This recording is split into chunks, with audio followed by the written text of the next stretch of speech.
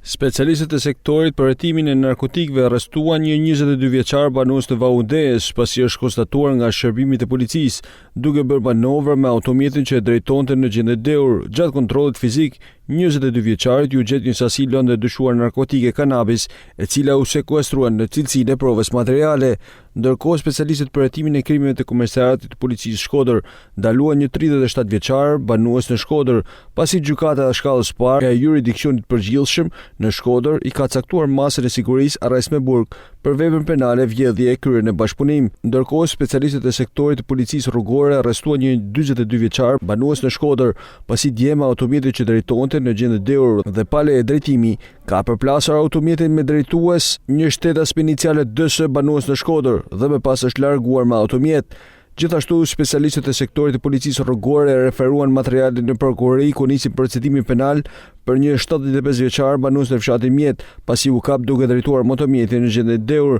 Një 67 vjeçar banues në Zues është proceduar penalisht pasi duke drejtuar motomjetin pa leje drejtimi ka humbur kontrollin dhe është rrëzuar. Ai mori ndihmë mjekësore në spital dhe u largua në banesë. Gjithashtu, një 66 vjeçar banues në fshatin Grudere u kap duke drejtuar pa leje drejtimi një motomjet pa targa. Një 17 vjeçar është konstatuar duke drejtuar një motomjet elektrik pa targa dhe një 71 vjeçar banues në Shkodër u kap duke drejtuar pa leje drejtimi një motomjet pa targa. Po këta specialistë të policisë referuan materialin në prokurori për vlerësim për rastet e mëposhtme ku dje në aksion rrugor Shkodër Hani Hotit një 21 vjeçar banues në fshatin Hot duke drejtuar automjetin dyshuese gjatë një parakalimit gabuar ka humbur kontrollin dhe si pasojë automjeti ka dalë nga rruga. Pas ekzaminimeve në Spitalin Rajonal të Shkodrës, ai është dërguar për shërbime të specializuar në Spitalin e Tramës dhe është jashtë rrezikut për jetën. Ndërkohë, po dje në aksion rrugor Le Shkodër një 26 vjeçar banues në Fier, duke drejtuar mjetin kamionçin dyshuese për shkak të mos ruajtjes së distancës me automjetet e tjera,